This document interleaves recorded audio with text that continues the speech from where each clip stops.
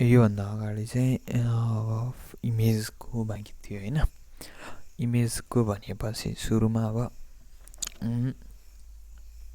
पब्जेक्ट.yaml चाहिँ हामीले के गर्नु पर्यो त भन्दाखेरि यहाँ एउटा इमेज सेट जुन कमेन्ट भएर बसेको थियो त्यसलाई कन्ट्रोल र ब्याक स्पेसले फरवर्ड स्पेसले अनकमेन्ट गरेर इमेजको लिङ्क दिनु पर्यो होइन।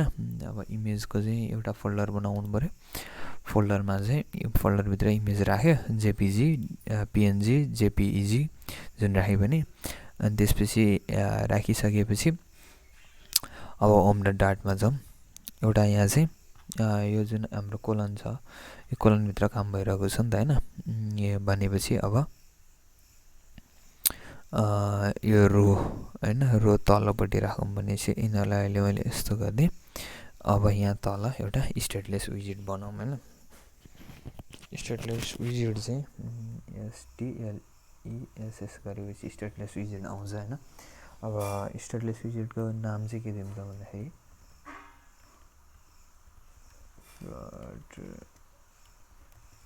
इमेज भनेर दिउँ होइन।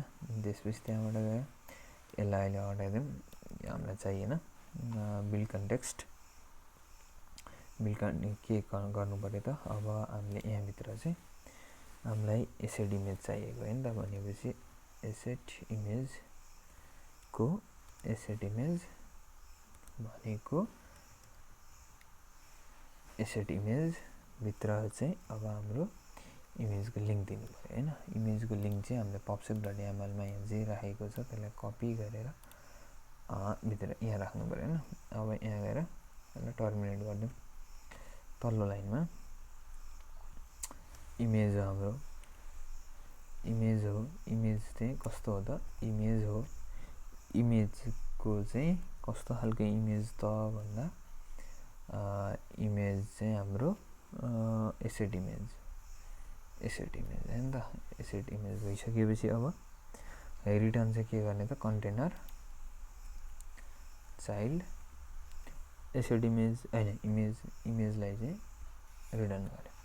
अब यहाँ तल गएर यो रोभन्दा तल चाहिँ यो माथि रोभन्दा तल